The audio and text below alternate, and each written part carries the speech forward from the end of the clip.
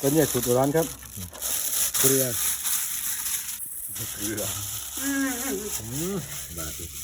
มันบนหักด้วยเนาะ ลุยพี่ลุยเลยลุยเลยลุยเลยลุยเลย แต่ผมโจ้ตายกันมั้ง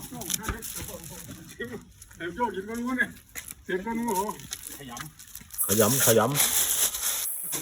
ก้อยเนี่ยนี่แหละก็เส้นหูโอ้ยนี่กันไหนด้วย ก้อยเนี่ยสูตรไหมสูตรอุดรสูตรอุดรสูตรอุดร ก็เบิ้งเลยก้อยเนี่ยดีๆนี่ล่ะเขาผมไม่จานใส่โอ้ยเงินมากินก้อยเนี่ยก็ยังดีฮะโจ้ที่มันโจ้ที่มันใส่ไง ไปพุ่นไปพุ่นงามมาก เอาเสียมึงวะ ชิมบ้าง เอาแล้วนี่เสียหิว เอาไปพุ่น ไป ตับแก้มได้ที่อะไรนะ โอ้ยเสียหิวคนยิง กินตามกิน เข็มไหนเข็มไหนโอ้ย